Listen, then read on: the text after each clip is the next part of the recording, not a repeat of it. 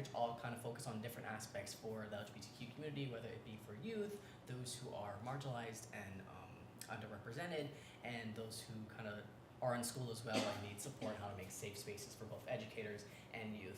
A part of the education aspect, we do have Educators for Equality, which is the sponsoring network for this org, as well as Make It Better for Youth. So Educators for Equality is a joint network of, think of it as a GSA for educators, where we provide networking opportunities, support, resources for educators across the state who are LGBTQ and or allies, and it kind of promotes inclusivity and also making sure that they have the tools they need in order to make safe spaces in schools. So through that, we wanted to do an author panel as March is Authors Month. So we want to showcase LGBTQ or allied authors who are really doing the work and really showcasing their voices and or voices of LGBTQ individuals to really kind of curate those narratives that we've kind of never seen before, and also uplift those in the community who've kind of never been represented as well. So awesomely and honored to have Robyn Gigl, who is the author of By Way of Sorrow, Survivor's Guilt, and Remain Silent.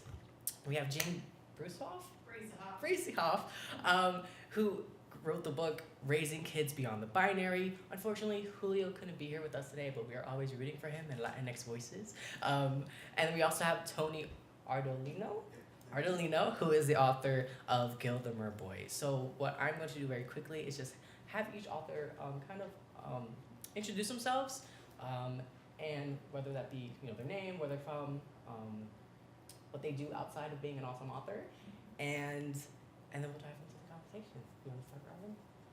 I want to start. Okay. Hello, everyone. My name is Robyn Gigl. She, her pronouns. Thank you all for coming. I mean, I don't think we wanted to be here with the weather outside, so thank you. It's wonderful of you to show up. I am an author, an attorney, and an activist. I've been practicing law for 46 years. I'll save you the trouble of doing the math. I'm 71. And always wanted to be a writer. And in 2018, I was fortunate enough to sell By Way of Sorrow to Kensington Books through my wonderful agent, Carrie Custrita. And when we got the book deal, it was a 2-book deal. And so, that's all right. It's okay. Wrote a second book called Survivor's Guilt, and third came out last year called Remain Silent, and the fourth will be out in June called Nothing But the Truth. They all are standalone books, but they're a series, and they feature a criminal defense attorney by the name of Erin McCabe, who happens to be a trans woman. I am a trans woman. I am an attorney. I've practiced a lot of criminal law. Go figure where I came up with that. So that's who I am. I'm Jane Bruesehoff. I use pronouns like she, her, and they, them. I am the author of Raising Kids Beyond the Binary, which is rooted in my family's story and experience raising our transgender daughter, who is 17 years old now, Rebecca. And she came out and transitioned when she was 8 years old. And when that happened, we were looking for all the resources and trying to find books. And there were some books about raising gender-expansive kids. And our family also happens to be a family of faith. I'm married to a Lutheran pastor, and I have my own seminary degree. And so we also found access to really heady theological books that professionals in the church could read and learn about affirming theology, but we didn't find anything that was accessible for the average parent or person or anybody in the life of a young person that combined the two. And so 8 years later, the book still didn't exist, and so I wrote it. And so it's really here to support anyone who cares about young people. It comes from a Christian faith perspective, although it's certainly accessible for those that don't come from that perspective as well. My daughter, Rebecca, who's 17, is also an author. She wrote a kid's book about being inclusive, which is part of a 3-book series with a kid's book about being transgender and a kid's book about being non-binary. And when I'm not writing books, I do LGBTQ plus advocacy. I work with schools and businesses and faith communities to create safer and more welcoming spaces for LGBTQ plus people of all ages, especially me. Hi everyone, my name is Tony Ardolino. I'm the author of Gil the Merboy, which is a children's book. I'm also Mr. Gay World USA, which if you're like, what does that mean? Basically, if anything happens to Anderson Cooper, I take over. Yes, I wrote this book. I've been an actor for a while. I toured with Grease. I toured with Happy Days the Musical. But this book, actually, the idea of it came to me while I was touring on the show Paw Patrol Live. I played Ryder. If you watch Nickelodeon, if you have kids, you'll probably see the commercials every day, and it's still me. But it's really, really cool. And after the show, if they paid a lot of money, they would get to meet, Ryder and my pups. And I would have lines and lines of kids, and every city was cool. It was my favorite part of the whole thing was to meet the kids. And in one of the cities, I believe it was Pittsburgh, there's this little boy, and he was there with his dad, and he came to me, and I was like, "Hi, did you like the show?" And being in character, and he goes, "I did, Ryder, I did." I'm like, "What was your favorite part?" In the show, there's like mermaids and merpups, and he goes, "I love the mermaids." He goes, "When I grow up, I want to be a mermaid." And his dad yelled at him in front of everybody. He said, "You want to be a mermaid? Like, you're a boy. Tell Ryder you want to be a pirate. You don't want to be a mermaid." And I looked at the kid and I said, "You can be anything you want to be." And when I went back on the tour bus, that whole story stuck with me. And I remember being a kid, I wanted to be a mermaid when I was a little kid. And I don't know where that magic was lost, but to see another kid have that magic. And I said to myself, that's a story right there. And so this little book is about a boy who's the only merboy in the ocean because mermaids are supposed to be girls. And he goes on this giant treasure hunt to maybe fit in with the ocean and all the creatures of the ocean. He realizes that the greatest treasure of all is just being yourself. And I'm really, really proud of it. And I also wrote the short film Far, Far Away, which just received 18 awards in film festivals. It's an LGBTQ twist on the fairy tales. So we have a gay Snow White, a trans Cinderella, and a lesbian Rapunzel. And these characters kind of work together to get their happily ever afters, which is what we all want in the end. So thank you. Awesome. This is the mic. Okay. So thank you for that. Wonderful introductions. Tony, you kind of went right into the first question, which I love because it kind of sets the tone, right? We want to know what kind of inspired us to incorporate these themes or characters into our writings. So what inspired you to incorporate these LGBTQ characters themes into your writing, and how do those elements contribute to the overall narrative of your work? Do you want to expand on that, Tony, Sure. the second question? Sure. For Gil, like I said, I wrote this character just for the little boy that I met. And I just think, I love fairy tales. That's why I wrote my short film as well. I think, especially as gay people, we kind of we just go right, or in the LGBTQ community, we really just zoom in on these characters because they're outcasts, whether they're witches or warlocks or trolls or, a provincial girl wanted more than her provincial life, we just zoom in on them and we just think I feel like that. I gravitate towards that character. What inspired me was I wanted to write a character that everyone could read, whether they were gay or straight or trans, just a character that people just represent, this is just a good person. There's the book was written by a gay person. I myself am a gay man, if you haven't guessed from the tight shirt. That's what inspired me. It's just writing a fun story with a fling iron. Sorry. No, it's all right.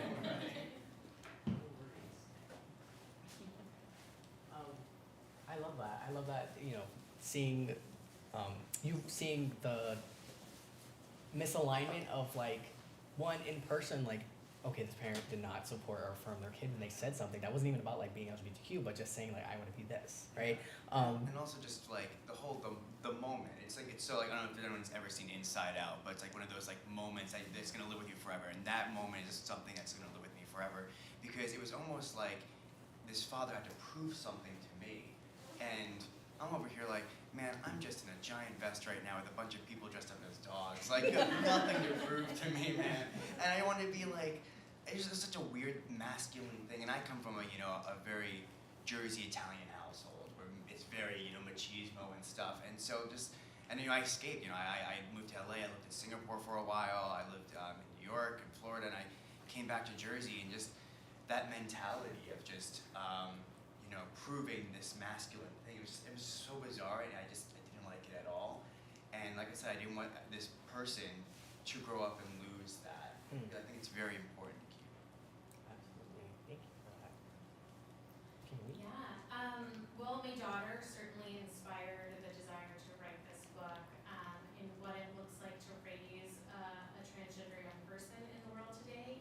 And as someone that lives in faith spaces, I have seen, I think we've all seen, that all too often faith is a barrier to loving the person in front of you. And that just shouldn't be the case. And so it was my hope to write a book that really made it clear that parents or people who love anyone don't need to choose between their faith and their child, or their faith and the person in front of them.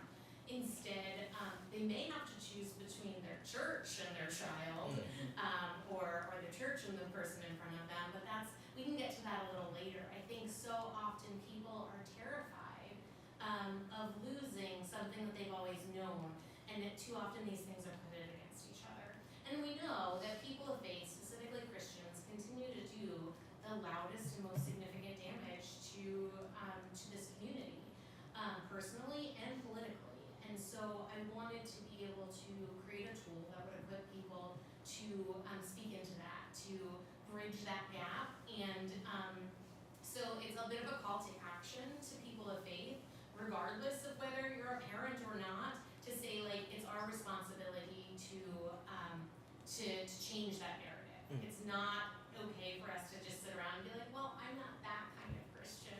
We have a responsibility to speak up and advocate and disrupt that really harmful, really loud narrative.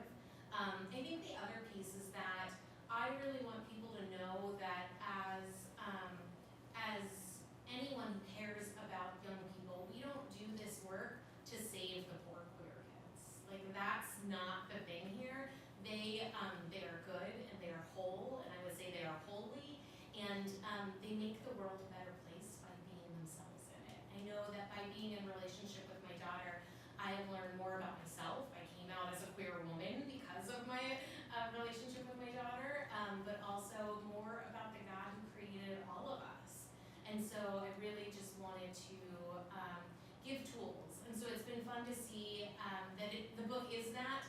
I think some of my favorite comments that I hear are from grandparents that read it and are like, even whether their grandkids are trans or queer or not, but they're like, I finally know what they're talking about. I know what all those words are. Like, so it's part memoir. It's certainly our family's story, but it's also very tactical and practical, and that call to action. And so I just think stories have the capability to create possibility, just like yours. I so appreciated everything you said, and to change the narrative and to give that touch point. And so I wanted to add something to the collective of those stories. So, for those of you who came in late, I am a trans woman, and so I have practiced law for 46 plus years, but I've always wanted to be a writer. I started my first book right out of law school. It sits on yellow legal pads in a briefcase in my closet to this day. It's called my briefcase novel.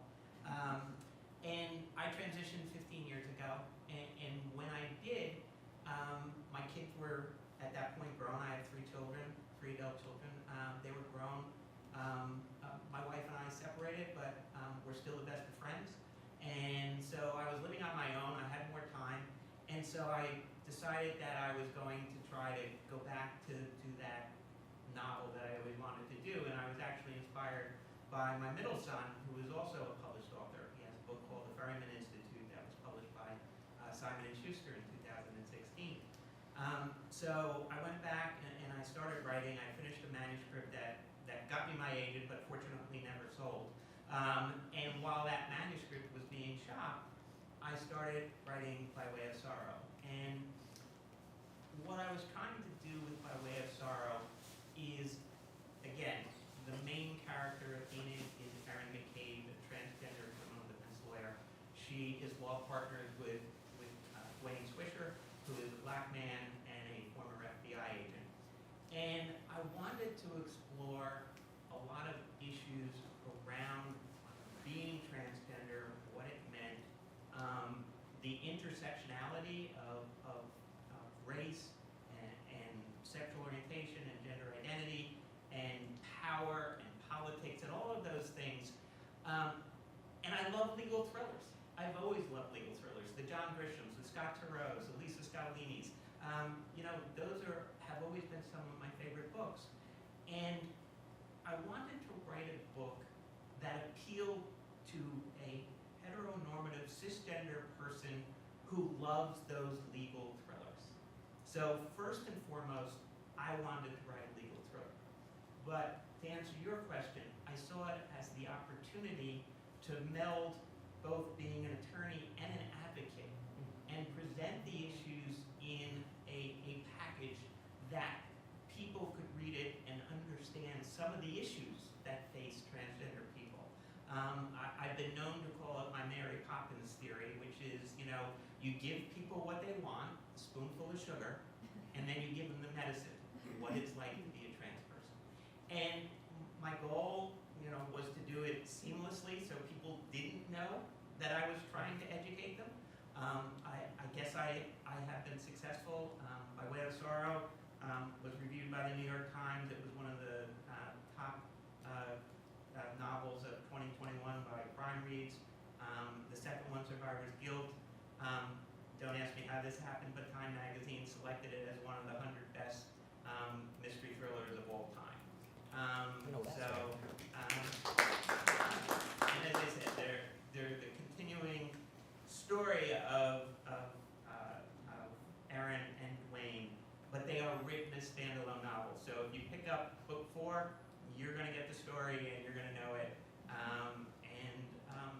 As I said, it really was a way for me to continue my advocacy. I'm on the board of Garden State Equality. It's something that means a lot to me, and as a trans woman, it was a way for me to convey to people what it's like for us. I love that.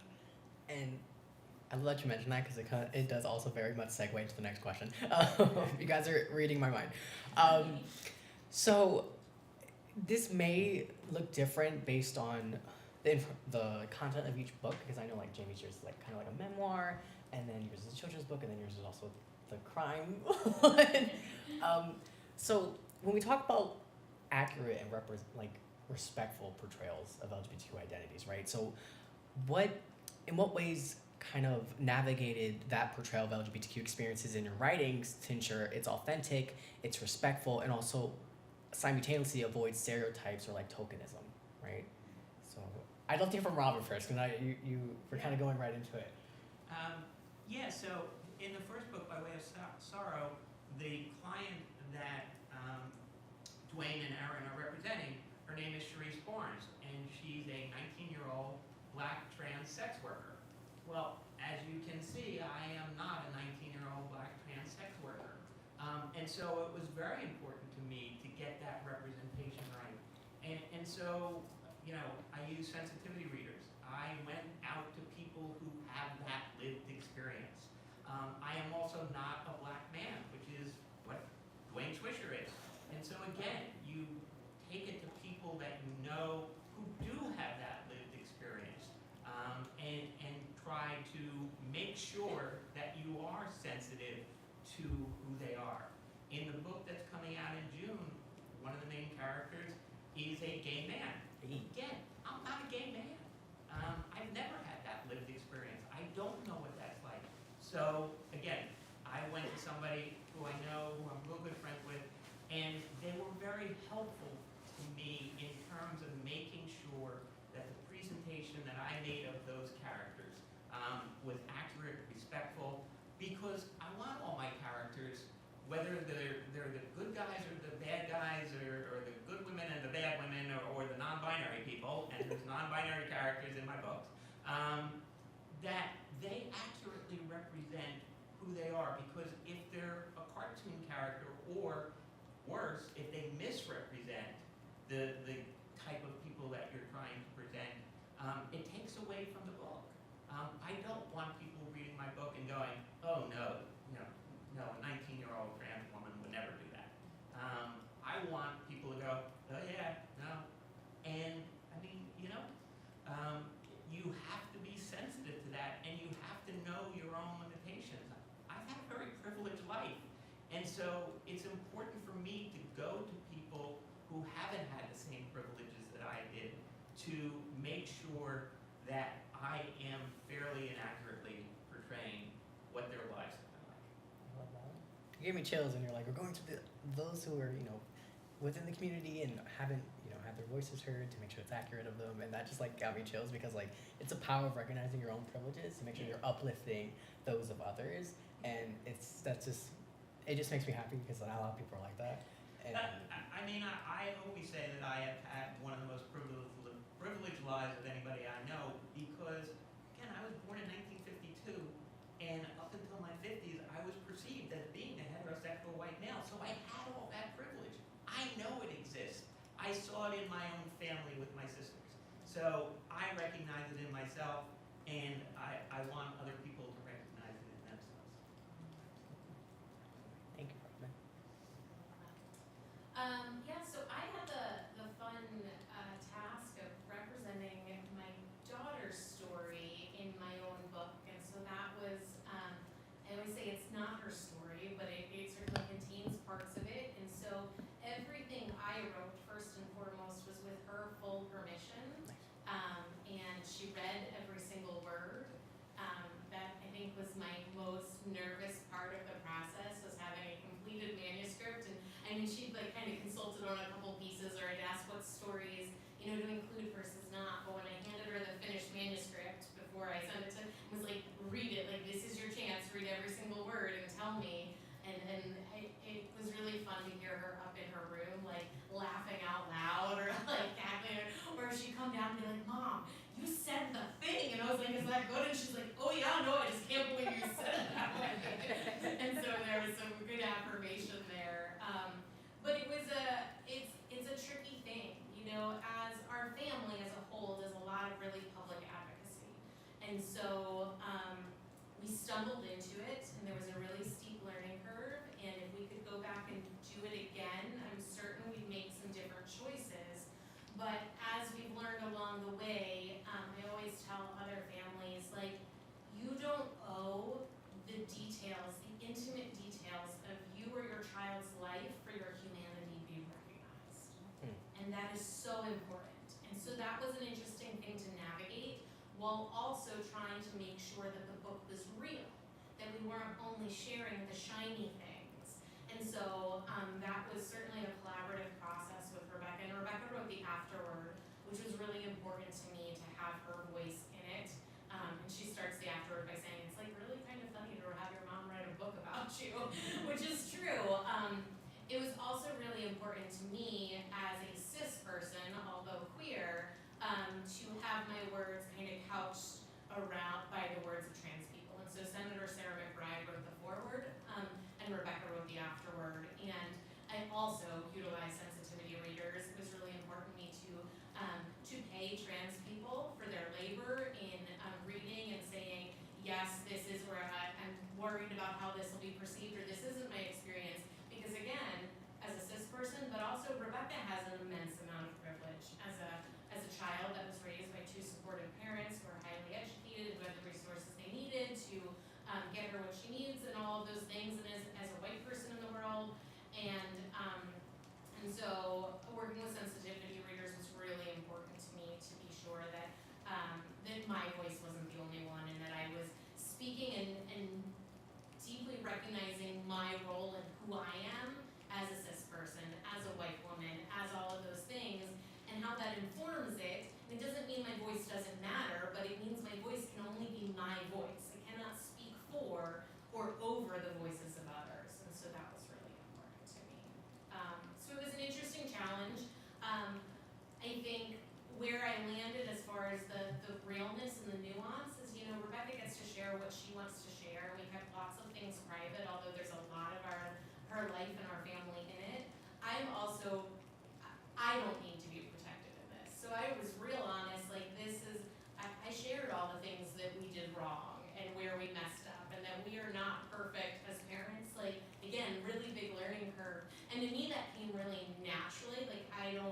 I don't need to be the parent that got it all right, because I'm not, and I wouldn't want to be. But it's funny when I hear people read it and they're like, oh, like, you were really honest about all the ways you messed up. I was like, oh, well, I didn't think about it like that, but yeah, I guess I was.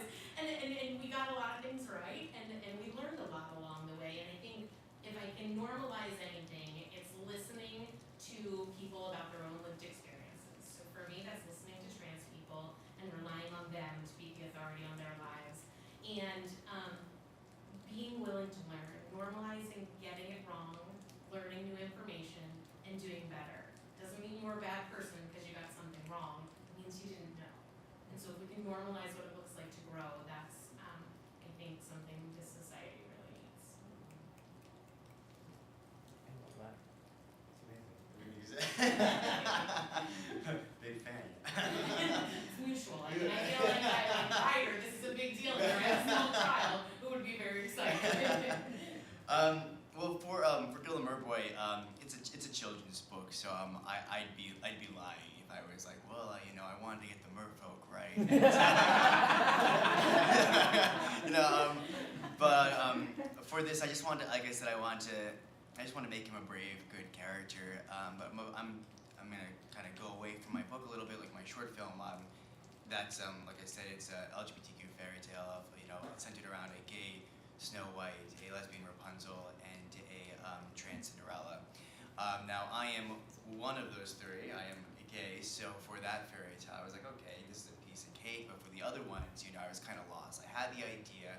I wanted the representation there, but I didn't know how to get to it. My acting teacher in LA is as Alexandra Billings. I don't know if anyone knows. I'm from Transparent. She's amazing. She's such a great person.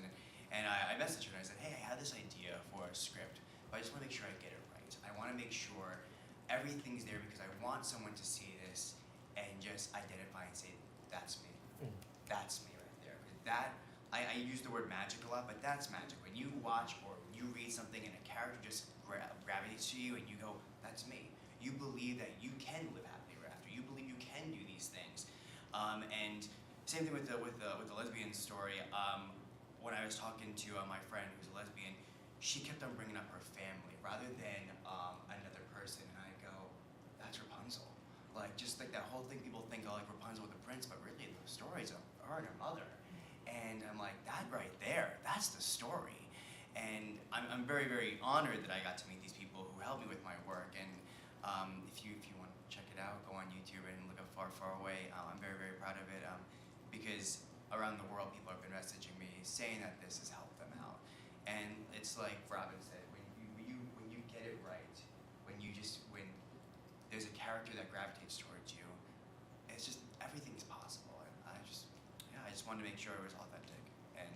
And also, especially with fairy tales too, they're European fairy tales, so Disney's made so many white characters, it's hard to keep up with. So I wanted to kind of put a spin on it and try to, change the color of characters, change the ethnicity of characters, because, fairy tales are for everybody, I myself am a fairy. So, but yeah, that's all I can say about that. Thank you for that. I love that you mentioned how when people read these books that they have that moment where it's like, that's me, because I definitely feel like that exists for all of your books, that exists for all of LGBTQ queer books that are created more recently, because like, for example, it's just like the kids who've seen like the first like black superhero, like Black Panther, like that happening right now, happening that with Ariel right now too, and having a black Ariel, having that representation and knowing that this exists beyond my own self is so supportive, whether they feel like, oh, now I can be a criminal justice person and go and do this if I'm trans, because I see it now, and it exists not just in my head, in my heart, but also in reality in a book, and something I can vision and have and see it. So I love hearing that. That happened similar to, not to toot my own horn, I also have a children's book. And like, similarly, like these parents are reaching out to me, or kids are reaching out to me, like, we read your book, we started crying, because my kid was like, Mom, like, this is me. Like, I see myself. Like, this is exactly how I feel. Whether that be grandparents who are just learning new terminology, whether that be a student who's reading this and they're like, I could do this, I can read this. And also just recognizing that, it's not perfect for all of us, but it exists for those who need it, who need to hear it, right? Oh my God, I'm getting chills. This is great. This is awesome. So we love hearing the pros and like the feelings of like, you know, this book exists because we're here. This book exists because I'm rhyming, because we're queer. But what I'd love to hear, and similarly in my own aspect too, like what challenges have you encountered as writing LGBTQ literature in the publishing industry? I know it can look different for individuals who are self-publishing. Like for example, when I tried to publish my book, a lot of people were like, "Can we make it an animal?" And I said no. So it was fun, right? You know, they're like, "It doesn't resonate with me." I'm like, "You're not a trans kid. Of course it doesn't resonate with you, right?" So what obstacles did you face in the publishing industry, if it was whether through an organization or being self-published? How did you navigate that? Starting with me. Starting with Robyn, yeah, I'm looking right at you. Talk about privileged lives. I really didn't face obstacles because I think I happened to come along with the right character at the right moment. It wasn't planned. I'm not that prescient. But as I said, I was able to get my agent with the first manuscript that I did that was never published. And when I wrote By Way of Sorrow, we sent it out in September of 18, and it was picked up in December of 18. I mean, so it was. I mean, I'm not with one of the big 5 publishing houses, but Kensington Books is a reputable publisher, the largest independent publisher, and you know, I mentioned that when we sold By Way of Sorrow, my agent got the deal memo, and it said, you know, a 2-book deal. Okay, write a second book. So I was under contract for book 2 before book 1 was even published. And then before book 2 was published, we went back to Kensington and said, would you be interested in continuing the series? And they said, yeah.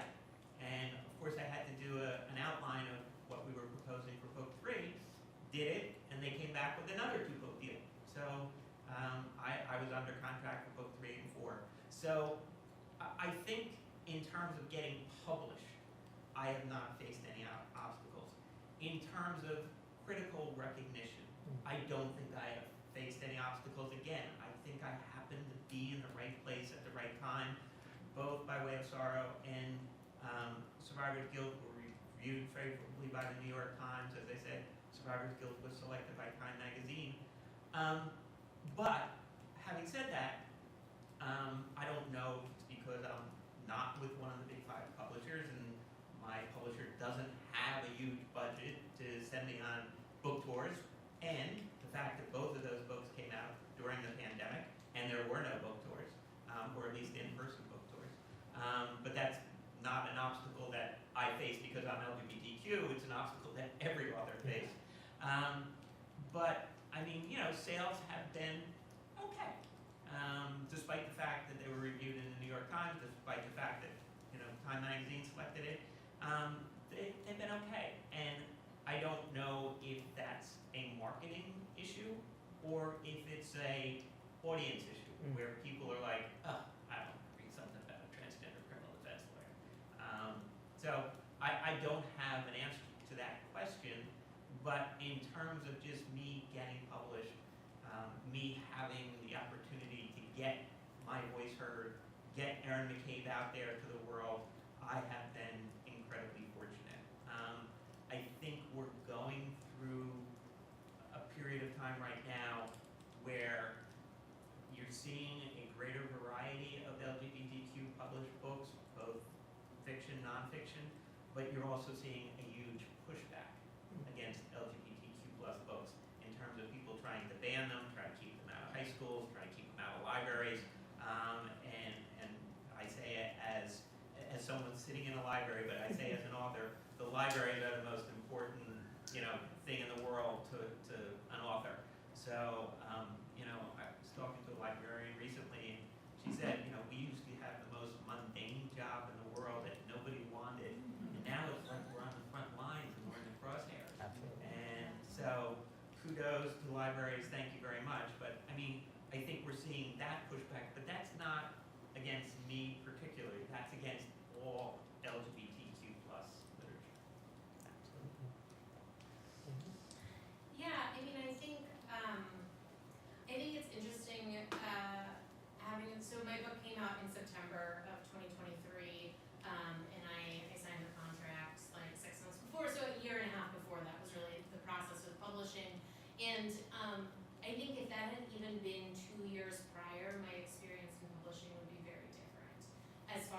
trying to advocate for the type of story I was willing to tell and the things, and to do that right, if you will. And so my journey into publishing was kind of, I did things a little backwards. I had an editor reach out to me and ask for a book proposal from a small religious publishing house, and I said, oh, okay, well maybe I can put a book together. And so I wrote a proposal, sent it off. They made an offer, and then I was like, oh, well you're making an offer. I probably am supposed to like shop this around or something. And so then I sent it, like I knew a friend that asked for their editor, sent it there, and got a second offer. And then I was like, well I've got a couple offers. I should probably get an agent. And so then I got an agent last, who then helped me navigate the contract process. And so I am with a small religious publishing house, but which has been the right fit. But again, if it had been even 2 to 3 years prior, I don't think either of those publishing houses would have been willing to do this. I think they see a need for it, and the reason I went where I did was because I think of the commitment of really trusting me to know how this story needed to be told, and hearing in full support of me saying I'm going to need sensitivity readers, I'm going to need other people along with me in this process, and so that was really helpful. I think, so publishing itself hasn't been the challenge. I mean, I think as far as like niche and marketing and sales, that's all like, I'm still figuring that out as a first time author. And When you figure it out, exactly, 100%. I think the pushback that we experience when you talk about book bans and the general pushback, I think that's a whole different thing altogether. And that's something that my family faced before I had a book, but certainly in Rebecca's book. So his book about being inclusive is co-authored by my daughter Rebecca and another trans young person named Ashton Moda in collaboration with the Gender Pool Project, which is an organization of trans and non-binary young people who are sharing their stories and experiences with the world to replace misinformed opinions. And that collection has faced a lot of really big pushback. The Gender Pool Project does a lot of work with corporate partners and large businesses, and we do a lot of work with business ERGs and things like that, like employee resource groups. And one of those was State Farm, and State Farm had worked out with Gender Pool a package where they wanted to buy 1,500 of the books and distribute them to their agents throughout the country to donate however they wanted, whether they were to community members, to libraries, to schools. And someone leaked that memo of that announcement and highlighted the school place, and it became this thing about indoctrinating students, that State Farm was pushing these into schools to indoctrinate kids, and then Libs of TikTok picked it up and then all exploded. And so it's been interesting. I mean, access to publishing, again, I was very privileged as far as the way I landed there, and some of that was luck and some of that was timing. But I think in addition to lifting up the voices of LGBTQ plus authors, right now one of the big challenges is how do we keep those authors and their stories and their families safe after we've lifted them up. And that challenge is a lot different now than it was even a couple of years ago too.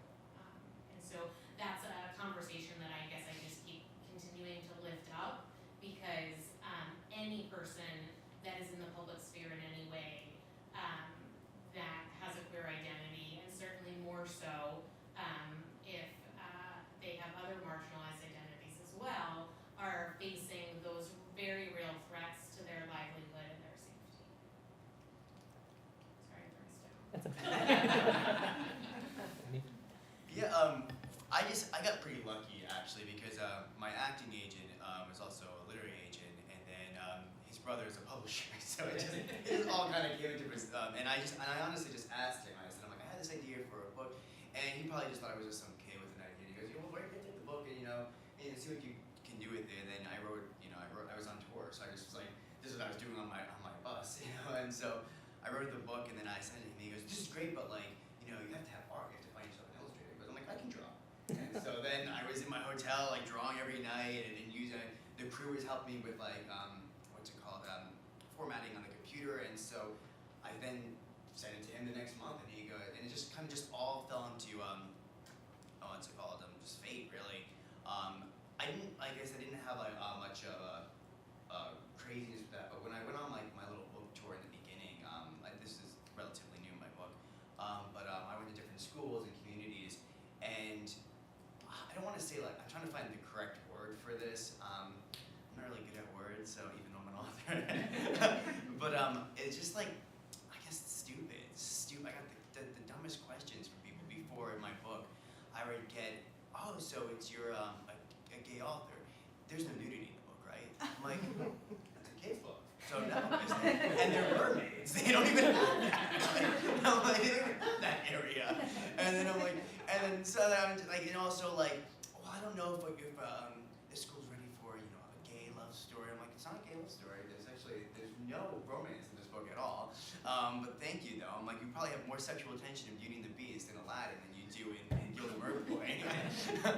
But then what me and my team decided was like a good way to get in was just the entertainment value. Like you said, a spoonful of sugar. We kind of tore with a mermaid, a girl dressed up as in a mermaid tail in the wig, and that also asked the question: is she a drag queen? No, she's not a drag queen. She's a mermaid. Like it's just so many questions. But then what my book does at the end is, and what I hope it does for the world in a way is, at the end they realize I was an idiot, and they always come to me. They always apologize for thinking these things and saying these things, and they say what you do is amazing. And that to me is just a full circle of what I wanted my book to do, was to educate people. And it's of course it's a story of treasures and sharks and mermaids, but at the end of the day it's about being a good person, being yourself. And no matter how old you are, whether you're a little kid or you're 99 years old, that's what matters in this world. So yeah, just stupid people, I guess. No, I hear you. We can have a whole discussion of like sexualization of the LGBTQ community So crazy. on another panel. But absolutely, we can talk about that all day. Girl. So thank you for that. No, I really love again like having it outreach to like so many different ages as well. Because like even within my own book, like I've had people who are like 30 and they're like, man, this book made me cry. And I was like, cool. If I had $1 for every time somebody cried, and then we learned. So I love that. And also, I also love that you mentioned like not just like publishing navigations that was hard to navigate through, but also like the backlash that we're seeing like everywhere with books and book bannings, and like definitely it brings back the most famous thing, that they'll go after our books, they'll go after them first, and then like and here we are seeing history repeat itself. I love that you also kind of answered the question too when I was mentioning it, not just publishing backlash, but like what other types of backlash have you seen, like besides it being like misconstrued or having individuals who are like, so like who's read your book and say like this is not a good book for me? Have you like seen that type of backlash? Have you seen that type of like navigation, and how have you kind of handled that?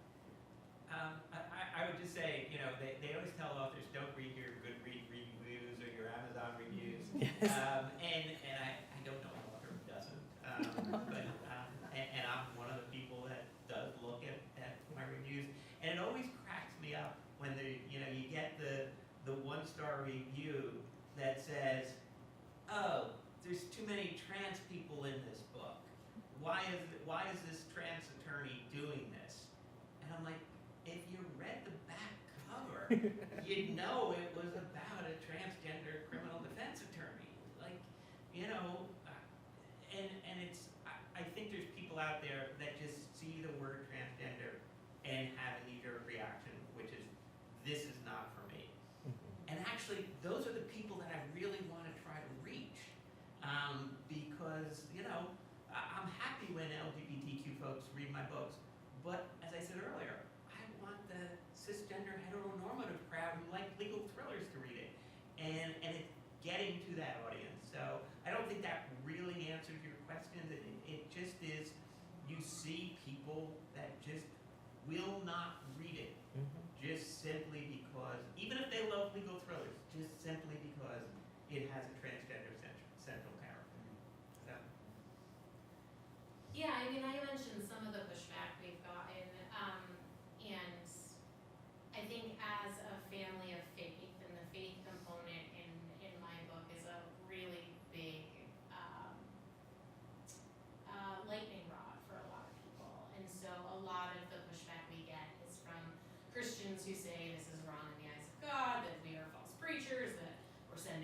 going to hell. I don't know, we're going to be the end of civilization, I think, if you look in my inbox on any given day.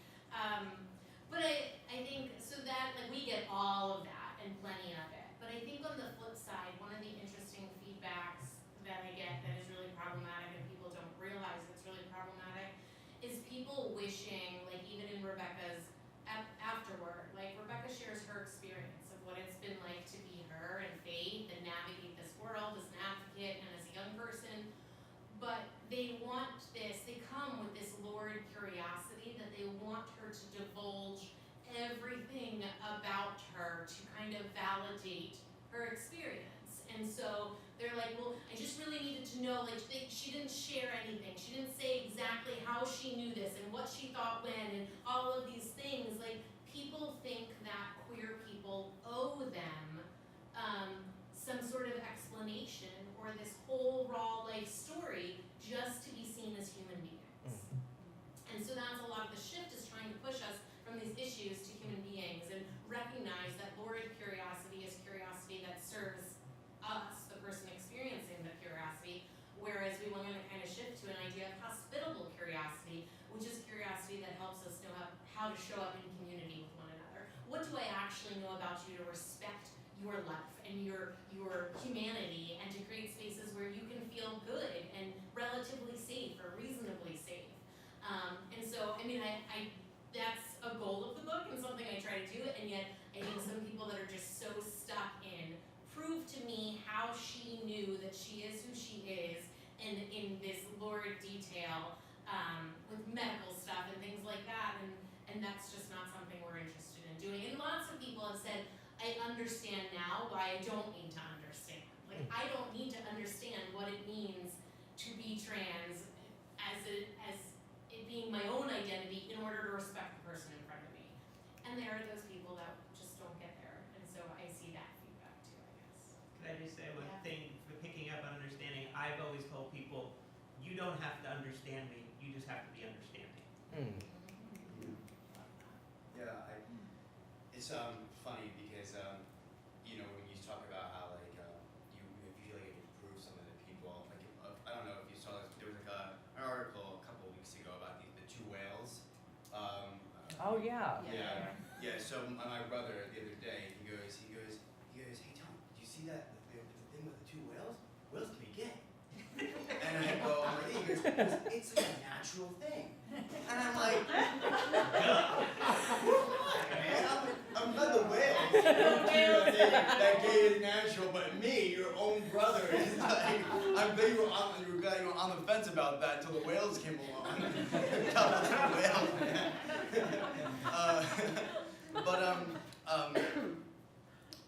The only thing, I mean, I get back. It's a kid's book, so of course, you know, you have, you know, schools and stuff like that, and parents. The one comment that really stuck with me, I don't even know where it was.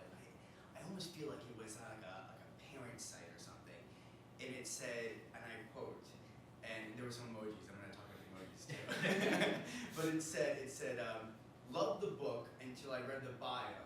The author's gay, and then I realized Gil's gay, and then it said, throw up emoji, throw up emoji, throw up emoji, throw up emoji, throw up emoji. And I thought to myself, it's crazy that the book was great until you realized the author was gay, and then you were like, it made you create this whole backstory, which, I mean, obviously, you know, I put a little bit of myself and my experiences into the book, but that made you go, oh, it's wrong. And that's when it's like, then what is this for? What is art for? What is literature for? If you like it, but the idea that the person behind it, you don't care for it. And I don't know, it's just like, to me, it reminds, and not to say that I'm Hans Christian Andersen at all, but like Hans Christian Andersen, a lot of his book, like Little Mermaid, the original concept of Little Mermaid is a queer love story, but to, you know, hide it within a straight love story, it's I don't know, it just makes you think how the world, you know, we think we're so progressive, but then there's just some people who just like to, you know, live back in time, and unfortunately, there's nothing we can do about it, because like I said, my book can sometimes educate people, and they feel like I was wrong, but then there's other people that are like, no,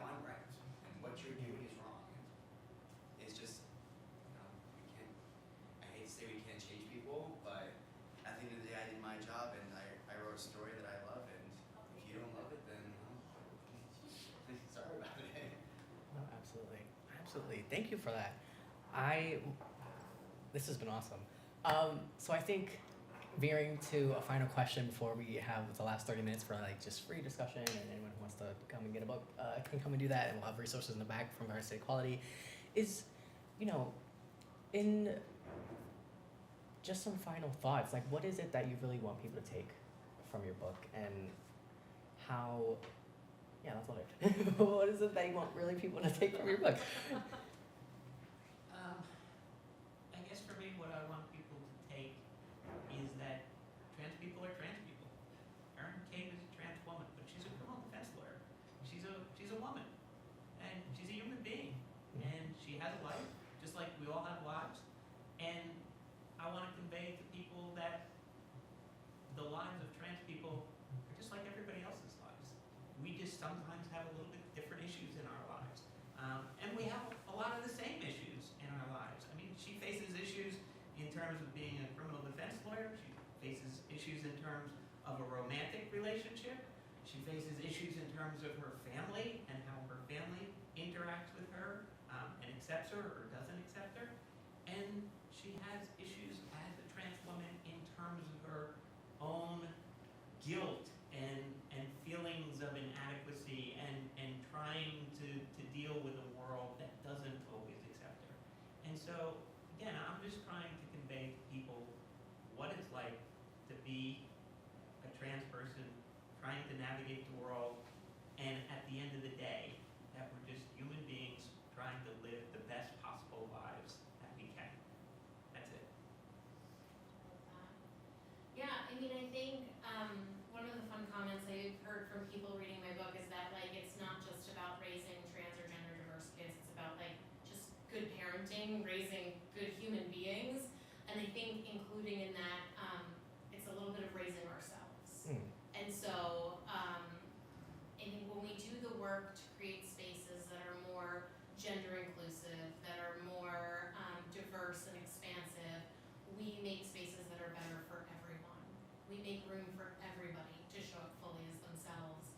And so I guess that is my hope, that people will see that and kind of commit that like our liberation is wrapped up in each other's, and it's not possible unless it's collective. And so by showing up in the world and learning about people whose maybe lived experience is different from you, and loving young people for who they are, whether they're your children or they're your neighbors or whoever it may be, that we can build a world that looks more like the one we want it to. For me, I mean, I just hope it inspired kids that they're like, when I was a kid, I got bullied a lot. You know, I had, even in high school, I had Facebook groups about people that wanted me dead. So I just hope with, whether it's Gilmore Boy or my short film Far Far Away, that there's maybe some kid in Oklahoma, you know, that maybe doesn't have this kind of representation. They can read this, or they can watch my film, and they can think, you know what, maybe tomorrow I can find my prince. Maybe tomorrow I can find a treasure. Maybe tomorrow things are gonna get better. And that, to me, I mean, that's magic. And I wish I had something like this when I was a kid, that I felt tomorrow's gonna get better. Because there are times I didn't think it was gonna get better. So that's just, honestly, that's my mission in life, is just to make, and that's why I do work with Edge New Jersey as well, with LGBTQ support groups for kids. And I just, as long as the next generation could have something that I didn't have, like I said, that's magic. I love that. Thank you for that. Thank you all so much for dedicating your time today and just expressing your stories, and having an opportunity to just really sit with us and kind of get to know you and your book a little bit more better. It's been wonderful. I thank you so much for being here. Thank you all so much. Thank you for Westfield Public Library for having us here. We really appreciate it. We love your allyship. You get the allyship sticker. And for the next, we have until 3:30. Feel free to come up, get a book signed. I don't know if our New Jersey Association of School Librarians is here, the representative. Okay, and did you want to come up and talk about book bannings and the importance of advocating for allyship and upstanding for Alright, yeah. inclusive books. Beth told me you'd talk. So I'm more than happy to hear from you, and then we'll jump into a free-for-all. Okay. Yes, thank you. Hopefully not a free-for-all. My name is Gabrielle Casseri. I'm the Vice President of the New Jersey Association of School Librarians, so thank you for having us here. One of the things that we've been experiencing, which the panel spoke about, is the pushback, right? And so people are here representing their community, their lived experiences, the things that are happening to them or to people that they know and love. And other people are saying, oh, yeah, no, that's not okay. We don't want anyone to hear about that. We don't want people to be exposed. And the word indoctrination comes up a lot. So a kid's book about a merboy is somehow indoctrinating students, and if they read it, something bad is going to happen to them. That's what we're seeing.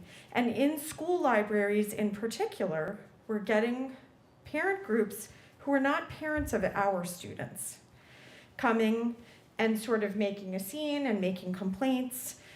It's also happening at public libraries, and the books that were specifically targeted tend to be the ones that are also being challenged in high schools. And really, we need people, all people, to stand up and say, that's not okay.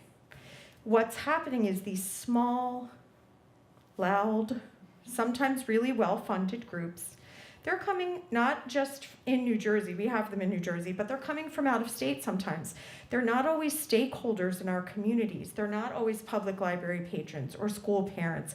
They're people who are coming in to basically cause trouble. And most of the time, they have not read the book, which I will tell you as a librarian is very stressful and upsetting, is when, and I will give an example for me that happened, this was many years ago, but I read online, and I don't know why Oklahoma comes up a lot, it's okay, but it was a guy in Oklahoma, and he was challenging Laurie Halse Anderson's Speak. And if anyone is familiar with that novel, it is the story of a girl who was sexually assaulted in the summer between 8th and 9th grade.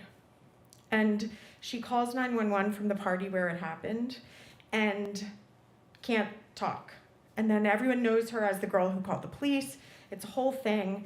As the book goes on, through flashbacks, and sorry, spoiler alert if you haven't read it, but through flashbacks, there are some descriptions of what happened to her. And this person in Oklahoma had one page from the book and was challenging it at school board meetings, challenging it, trying to get it removed from libraries, and talking about the sex scene. And for me, as someone who had read the entire book, I actually felt sick seeing that page and what this person was saying that it represented. It was completely false. And it did not at all represent what the book was about and what the story was about. And by the way, this is a fictionalized account of something that happened to the author, right, as well. So, moving forward, in many cases, for many years, we didn't have access to LGBTQ literature because it wasn't being published, right?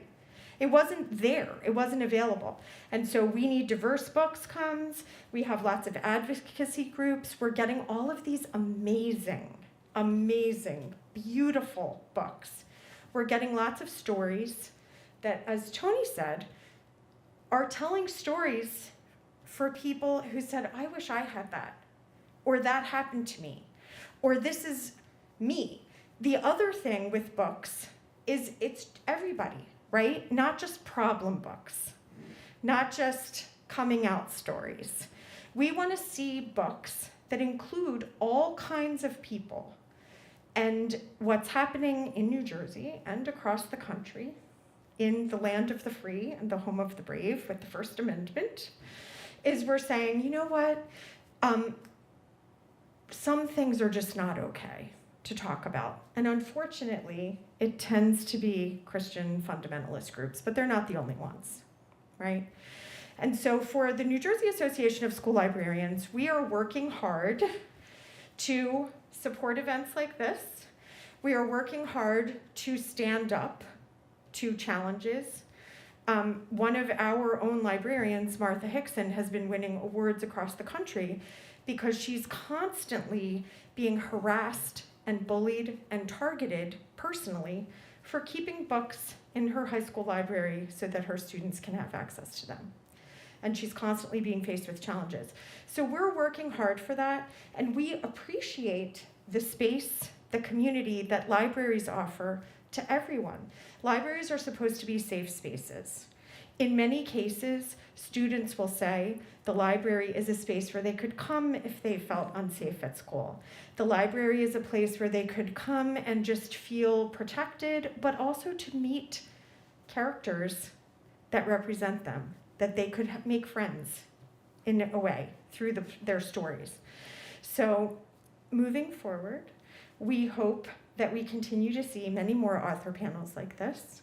And we encourage you, wherever you live, if you see or hear that books are being challenged, the school board is the most boring meeting you could possibly attend. I know that. But that's where books start their journey of being taken away from our kids. And the public library, like if you have a township meeting, you would be surprised how many people will go to complain about something. And a lot of times it's word of mouth, it's one page, they haven't read the book, they don't know the full story. So we need our people, the people who are reading the books, the people who care about these communities, to stand with us whenever they can. Any little opportunity that you have in your own town or city, township meetings, school board meetings, bring a book. Just wait for your chance. But almost all of them have the opportunity for public speech. And what we're finding is that the groups who are coming in, as I said, they're not even always stakeholders. And because they're loud, they're creating this fervor that doesn't really exist.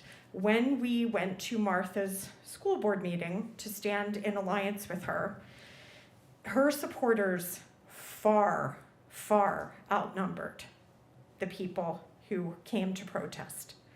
And the reason that was important was because she got that word out. So that doesn't always happen, but I would encourage all of you to take interest, take notice of when those things are happening, because that's the only way we can shut this down. And it really does need to be shut down. I teach in a 4th, 5th, and 6th grade school in Mercer County. We have queer kids, we have trans kids, we have kids who don't know, right? And we encourage those kids to be themselves, but we want them to feel safe in our school.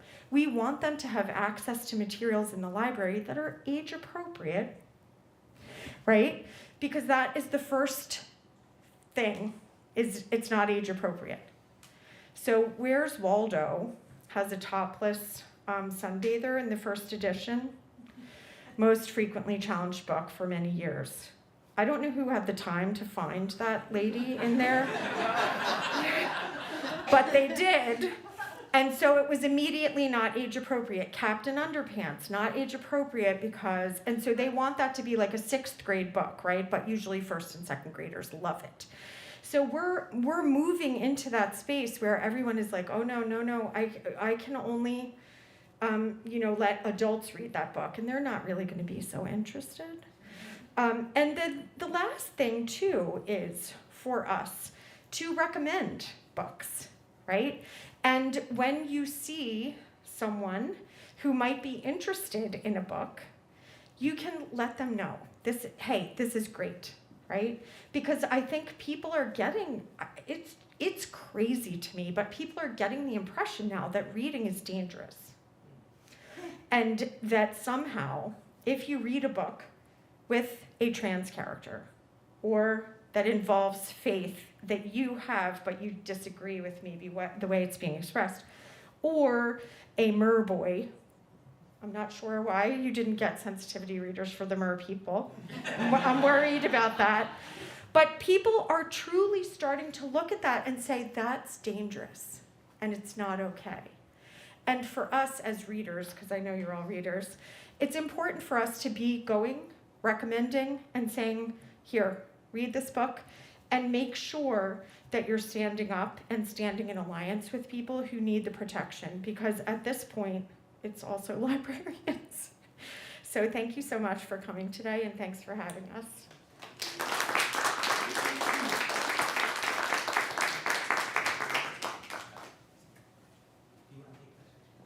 Oh, yeah. Do we have any questions from the audience? Don't come at me at once. Yes. Hi y'all, I'm Manny. Nice to meet y'all. I want to know from all y'all, like, is there any part of the book that you were writing that impacted you more than you thought it would? That's a good one. I knew it was a thing.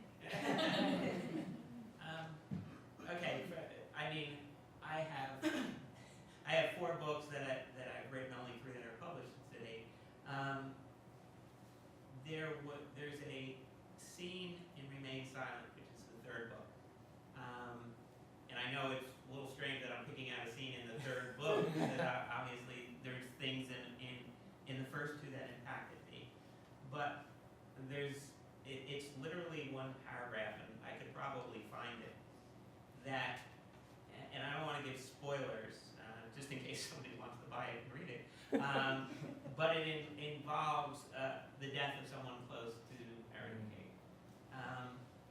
And when I wrote it, I had a particular lived experience in my own head in mind. And it was incredibly emotional, cathartic, and still is, because it might be the paragraph that in all of my books that I've written that I'm the proudest of, because it conveyed an emotion within me that I didn't know it was there. I didn't know that angst, that guilt, that self-doubt was still in me, having transitioned in 2009, and yet there it was on the page, because I had written it from my heart. And so that for me would do it. And if they want to answer, and I'll see if I can find it, I'll read it to you. Thank you. A couple come to mind. I think there's just a lot of our family's personal story is wrapped up in the pages from the very beginning of. I share an experience of church was the only place I ever told my kid that she couldn't be herself, and what that looks like. She wanted to wear a dress to church on Easter Sunday when she'd never worn a dress outside of the house, and it was before she had told us who she was. And my spouse is a pastor, and church, Easter's kind of a big deal if you go to church. And there's a lot of people that come on Easter that haven't been there since Christmas, and people that didn't know us, and I just didn't know if I could keep her safe. And I think the hardest part of writing that, and every time I share that story, is that I don't know if I could go back and do it again if I would tell her something different. I don't know that I could. I still don't know that I could keep a kid safe on Easter Sunday that first time. Like, we're trying to change the world, but we're not there yet. And so knowing that I told my daughter that we needed her to, wait and to pretend to be someone else for a little longer, because we didn't know how the church would react. And so that, and then I think the other thing that I had, and I just lost. Oh, the other piece was talking about the need for anti-racism work to be integrated into the work we do to support trans and non-binary kids was so important to me. And also the scariest thing for me as a white person to write, wrapped up in all those need of perfectionism and wanting to get it right, and can't someone just give me the checklist, and all those characteristics of white supremacy. And so I think that writing that, and I'm sure it's not perfect, and getting feedback and talking to sensitivity readers and trusted friends, but just being really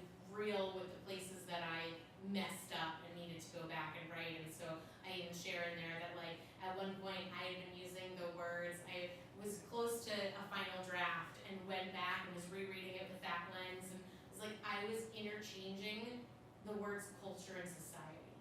Because for me, as a white lady in the US, they're the same overwhelmingly.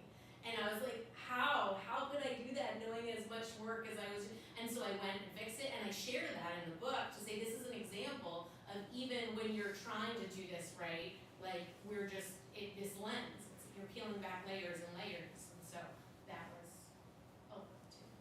Yeah.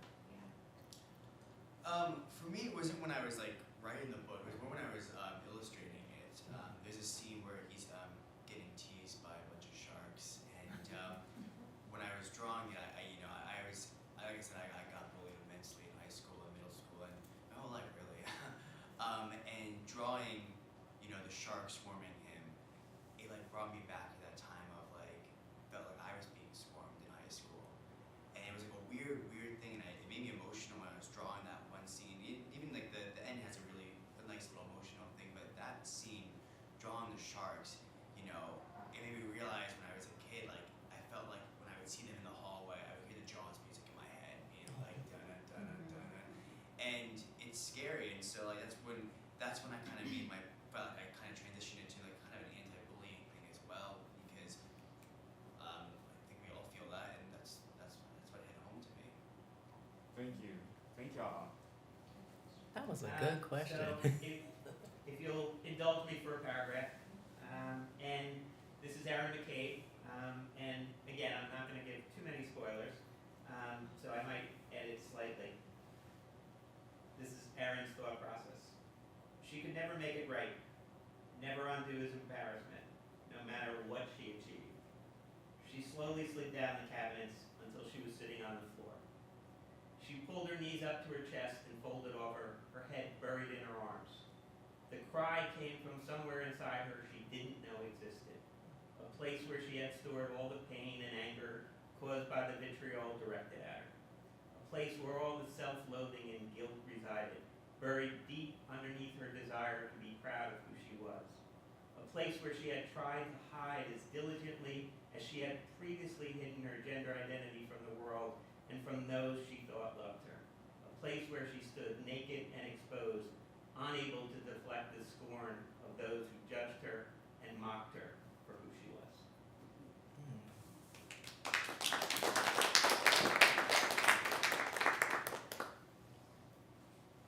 I didn't know we were gonna have a book reading too. Does anyone else have any questions?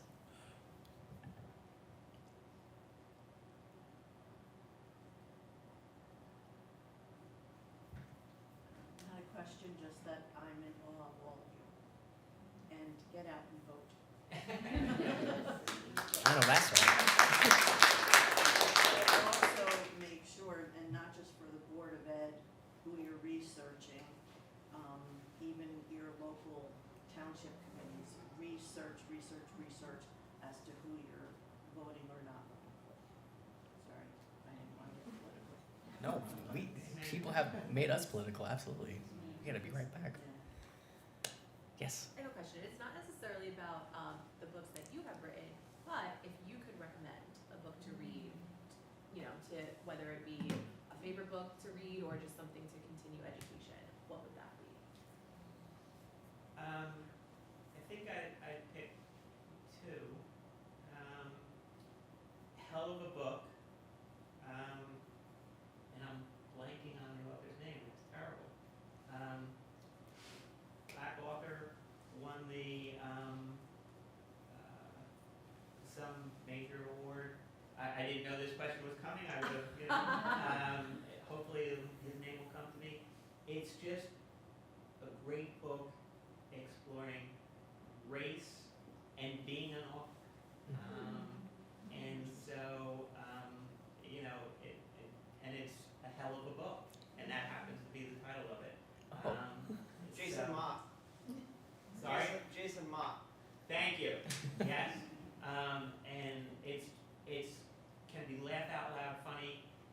It can be so painful that it hurts. So you experience the full range of emotions.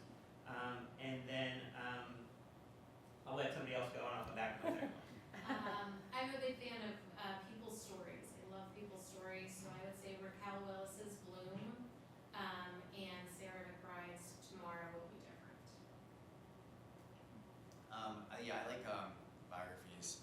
So if you haven't read Harvey Firestein's bio, is fantastic.